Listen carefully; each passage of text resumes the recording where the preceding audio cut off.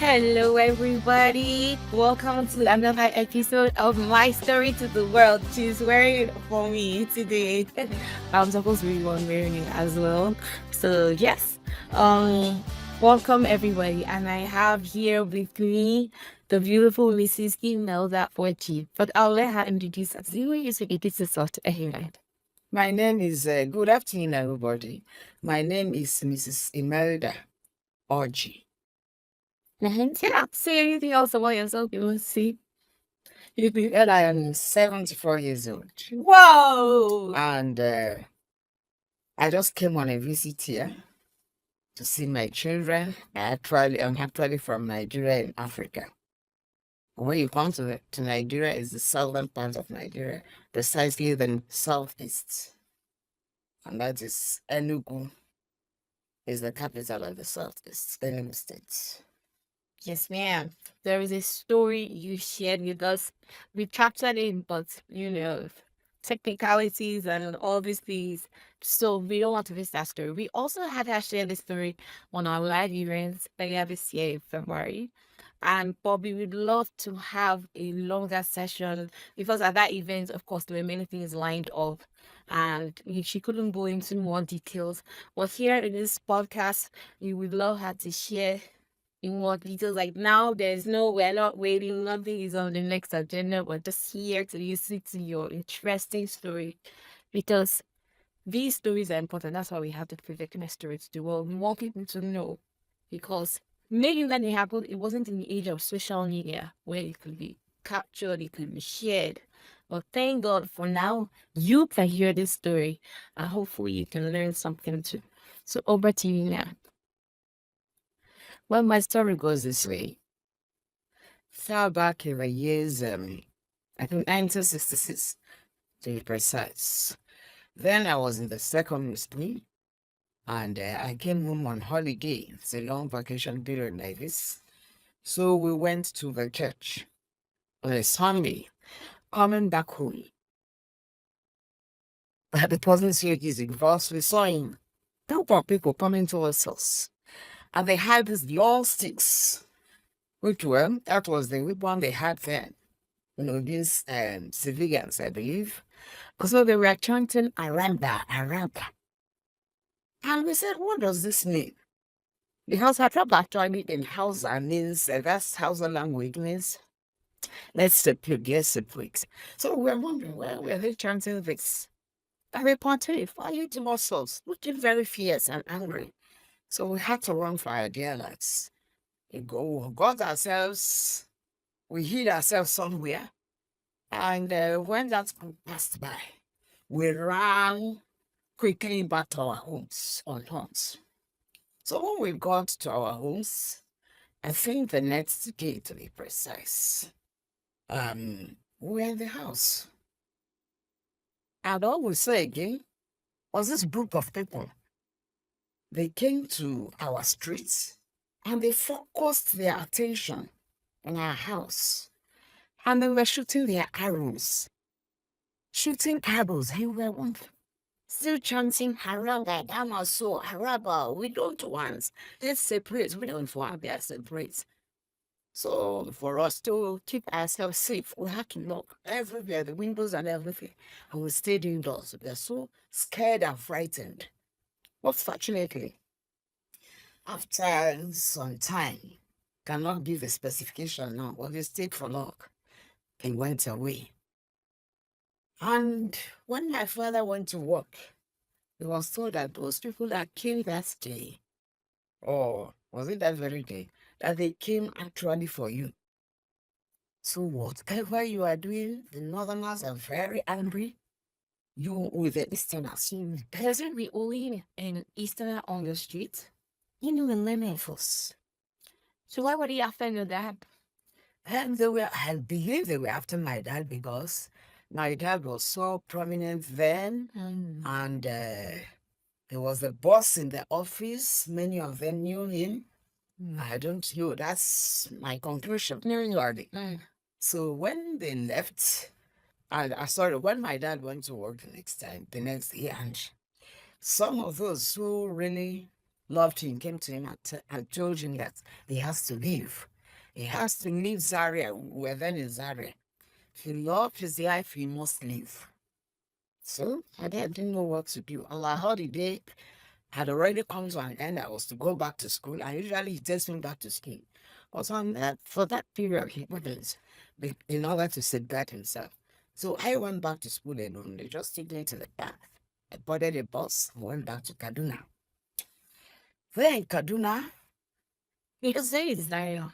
Zaria is middle of. In Kaduna or where?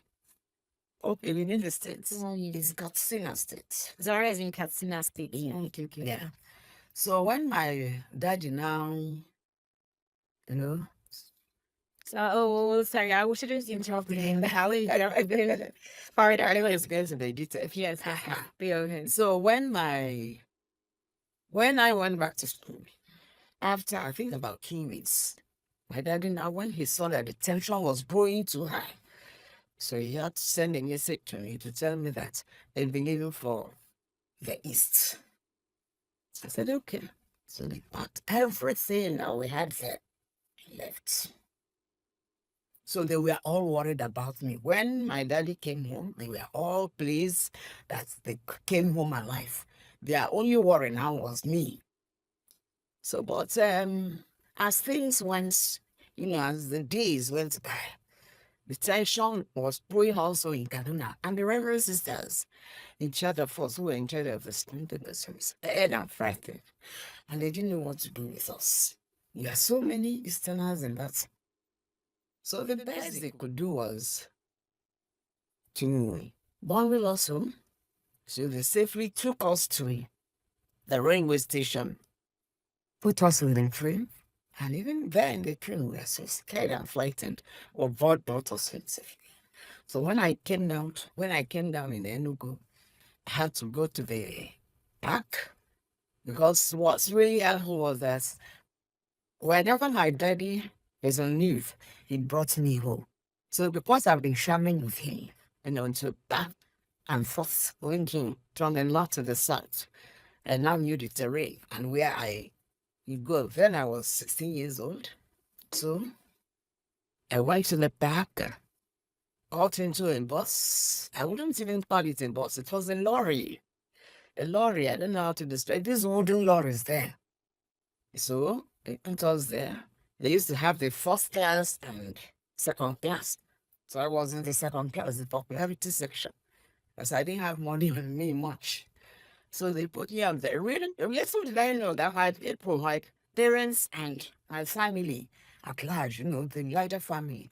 They are arranging to send somebody to Kaduna to go and bring me. So that fateful day, as they were having this meeting, this lorry landed in front of us, and I told them, this is where we live, stop there. So as soon as they stopped, they saw the big lorry. So they were all eager to know who is coming down from the lorry, you know. So in fact, they thought of somebody coming from anywhere, somewhere around to see them, to visit them. But when they saw me, they got super excited. They all ran out to the road, collected my baggage and everything, and brought me home. My luggage, rather, and brought me home. So it was a great celebration. I'm home safely. Continued like that. And when the thing now extended, it was during that period, really. I'm now going a bit further, more details, as I remember things, because in this part I'm going to, I never remembered it. So during this period, Nigeria had now divided. We had the Biafra on one side and Nigeria on the other side. So Biafrans broke away from Nigeria. And because of this break from Nigeria, the Northerners did not take it lightly. So again, trying to make matters to discuss it and have some level of safety or, peace. They had to go to Apoli, who is in Ghana. So they had to go there. The head of state for Biafra then, Ojukwu, and from Nigeria go on. And all their men, they went there to have a peace talk. but they didn't arrive at anything. So they did arrive, but it wasn't carried out when they came back. So it was on that years that the war broke out.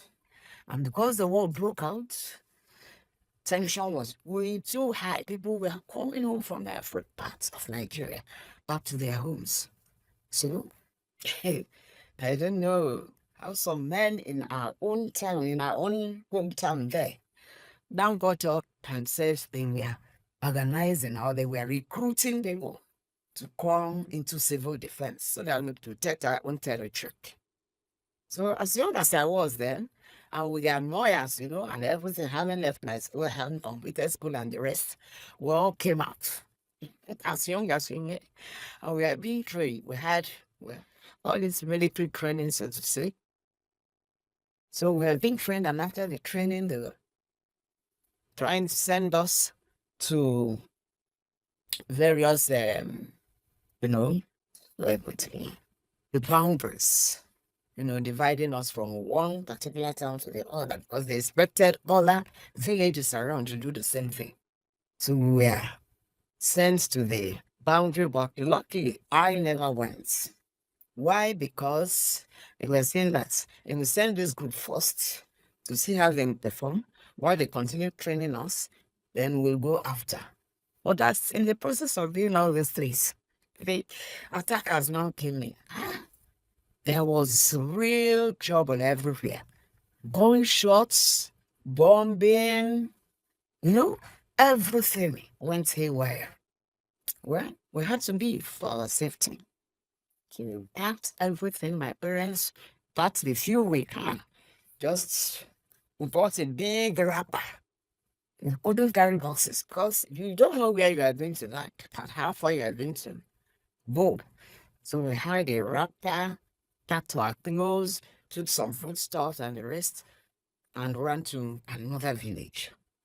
So we were there. The war continued, and just before then, my uncle's son, that's my cousin, came down from Port Harcourt and rode to be to Port Harcourt, while Nigerians and my other siblings continued on the race. So then, Port Harcourt, same story. Things were all, things were saying bad. In fact, the problem was even more in Port Harcourt because the bombing, you could be eating right now and you hear the bomb or the shootings. You must run out. Because if you stay under a roof, you don't know if the house will be bombed. So you will run out and either hide yourself in a drainage, a gutter, or find where there are many trees and go in there. But in the cities, where do you find trees? So our best bet was to run under the drainages. And then we stayed. Many were killed in the process by the bomb and the rest of it. So we stayed there, and after some time, I said, let me visit my uncle in there. My mother's, now the one my maternal side, still in Port Harcourt there. I just went to visit the 2 days of my stay there. Port Harcourt started running again. We will not go back to my cousin, so I had to run with my maternal company. And we ran, you know where we ran to now, I think, to somewhere in the Imo States. We went there and stayed in all camps in a refugee camp. Ah, one thing that broke us that one particular day was my uncle's son came to him to address him because there was no food. He said to his father, Papa, because we really hungry. He said, Papa, and father come and said, why are you calling me like this? He said, Papa, can you imagine what here belly? That is, do we pity food in this food? Give us food to eat. And the father, but there was no food anywhere. He didn't know what to do. I felt crying. Well, one story short. There again, we had to leave from the camp because, sorry, I had to leave them to go to my auntie this time, my father's immediate senior, an elderly woman who was staying with her grandchildren because her daughter then was working with the army. So we were moving around. So I went to stay with them stayed in a refugee camp.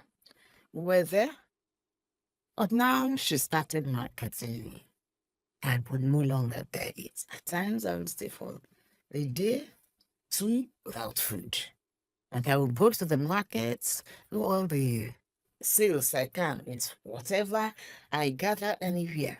We go there to sell. And it was during this period that one of her granddaughters developed a shock. Her body was swollen and frankly, was swollen and she could hardly do anything. So I was the source of income, the source of everything in that house. So, in fact, the source of clothing for her, because we were told by a mentor person, and what we needed to do was everybody that had a shop, they were giving us sketches every time. When we had lucky and get some food that is being supplied to us from these from the Western countries that we are bringing relief food into us. So when we wait for a lucky, we get some. So they told us that we need to go out and look for pointing for this chicken. But I have no salt in here to cook nothing.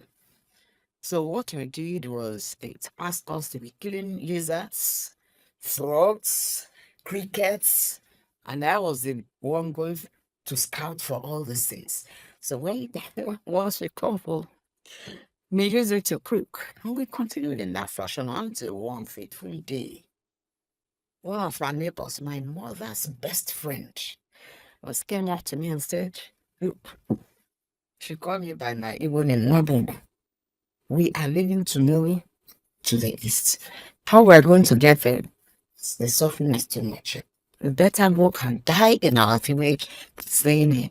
So I told her, "I'll be going with you, but I can't wash my clothes." That was wondering, what are you bringing? I said, "I'm going back to my parents tomorrow. I must go. I'm following them." Because she knows I'm her backbone, she didn't want to get killed. She was a old woman.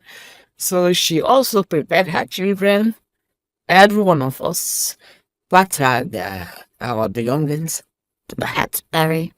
That's the one I could afford to carry. I was able to bury and carry one of the grandchildren at the back, and we trekked for distances. We really trekked. There was no vehicle that time. You find one. So we trekked to I can't specify for how many days. But eventually we came to our close to our home. Not that it's very close, but at least we're near home time. So we were told that we would be crossing the ferry in order to get to our inside. Hey, and scream that back together. And there's nothing like aiming to a lamp. I can't step into water. And my auntie was there, fidgeting, shaking and shivering. She didn't know how to do it, but we were forced to. Because that's the only means of transporting us across. So we got into the Daniel. Daniel now warned us that in this boat capsize, even the help responsible. But the way we were shaking, eventually we got across. When we got across and landed, there were people around there who saw us. You didn't know that for that time. That's there. Whenever we had to trek again to get to where we got to, and people came out and they were wondering where the students are. And we told them we are from this place. Ah, they screamed, "How did you get here?" Our feet were all swollen because of the long trek. So they now went into the market and amused. If you know you have people down the other side, there are people that are Congo. They say they are from Olu. We're in Olu, yes, finished there. And they're coming from Olu. So you go and see if your people are there. Everybody in the market come and see crowd running towards us. They came and somebody told me that I saw someone like looks like your daughter.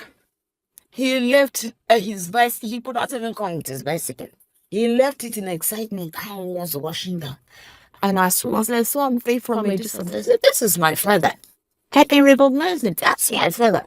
I ran to him, embraced him, and both of us started crying.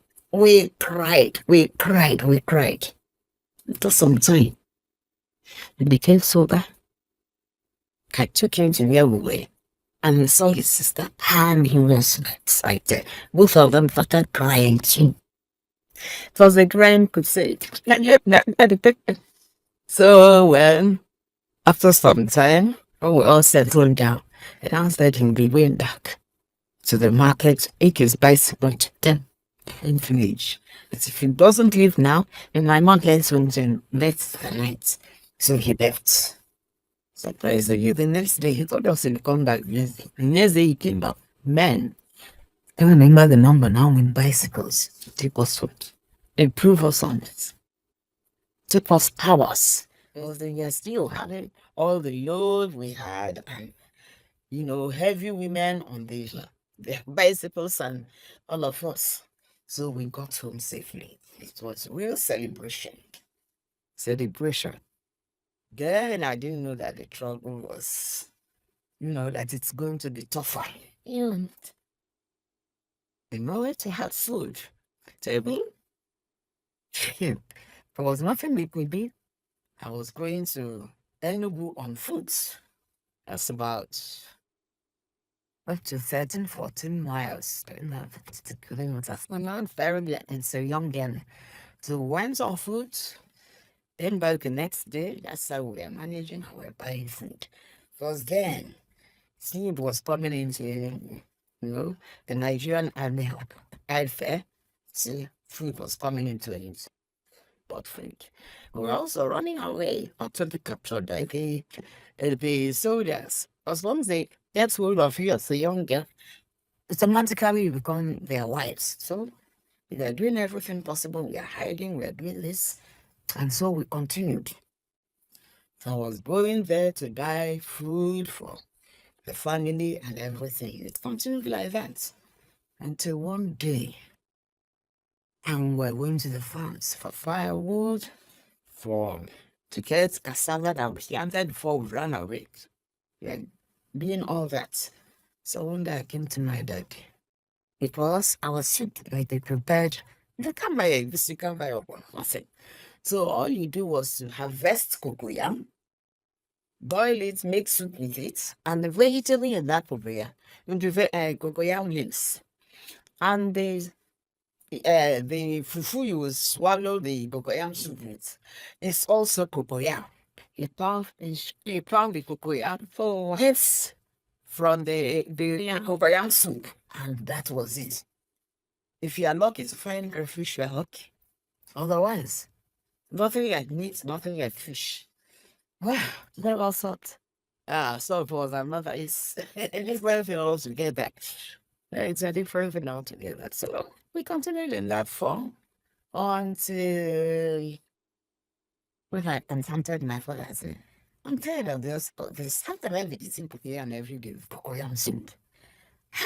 And the vegetable is cocoyam. The only alternative we had, the other type of food we had was to make cassava. This abacha thing. We be from cassava roots. So what is cassava roots? When we are ready to harvest it, we use the main white part for the fufu. We soak it, and when it ferments, we eat front of it. But the back, we carefully peel off the back. And then the real back that you usually throw away, that's what we now use for the abacha instead of the whitish part of it. All that you have enough to eat. So they continued in that form until one day. You are told that the battle is over. Come and see a sight yet. I had to go to a room. Somebody in test close to us, and I said to me, we walked into a room.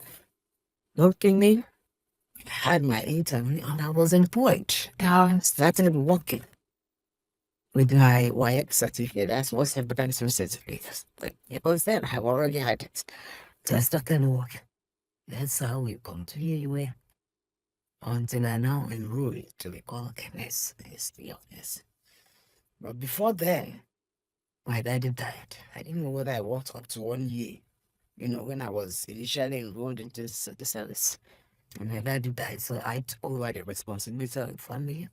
And from there, I went to school of nursing. I think it was better for me because I was now studying and also being paid. So I continued taking care of, yeah. While I am the immediate general assistant, I trained her through in secondary school. My other brother said he was into business. He want to understand somebody. Sent to somebody else to pay with. The other one, something to his secondary school. So we come to age. Maybe today we are all still alive.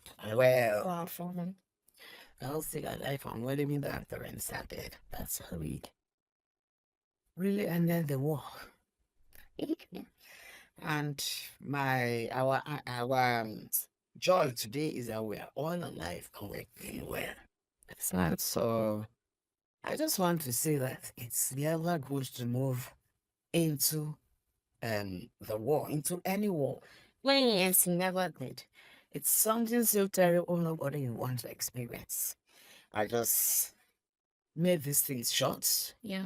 If I'm going to eat, it's going to be 4 days war, more than a day. Never easy. So it's better to dialogue in order to settle well. And make sure you implement the dialogue. Whatever you come up with and the dialogue, you implement it. Rather than, opting for war. War is never good. So those of you watching us, I think what I learned or what you people learn is that yet we don't need more wars in this world. We don't need any more wars in this world. The effects on people that have lived through the war, it's not been an easy time at all. So, like she said, dialogue. Again, whether with families or relationships, if I can just understand you, in fact, you settle down, we discuss it. Is not taking action immediately. And when after a discussion, implement the things, do the things that you said you would do. So that's what I learned. And that way, this will be a safer place for all of us to live this year. Is there anything else for me to add to tell you before we conclude today? Well, just like, yes, working as well as spoken, the proper thing to do is to that, even in the homes. Don't let anything separate you. It's better to dialogue and to drive a level playground. And all these wobbles and before we are on earth for a short period. I must be kill ourselves. I must be kill ourselves over nothing. It's better to have a dialogue because wars will set you back to a point that you'll have no education at all. Your children will not have education. You might not even learn life to see the end of it. Those of us who are not alive are counting ourselves very lucky and not be alive to tell the story. Oh, so it's better. It's better to avoid anything that will cause wars. Yeah. So with that, I want to really, really thank you, Mila Imkin, for sharing your story. If you read it before, this is a story that I remember first time she came, I should just, started saying the story. I was so drawn in and captivated. I could see it, the way she was describing everything that I could actually experience it too. Thank you, Mo. I was so grateful. You're welcome. Thank you. And it's good people that are sharing. Yes, no, we are the ones that want to tell it. And as they're sharing the stories, I've been remembering more details. Yes, so we are getting more details. So we are going to have her again, please, so that because we really enjoy and the lessons you learn help us implement it so we can make this world a better and safer place for all of us and our children. All right, till we see you next time on My Story to the World. This is bye-bye. Thank you so much. Change from my nerve. Thank you. Thank you. But your love won't give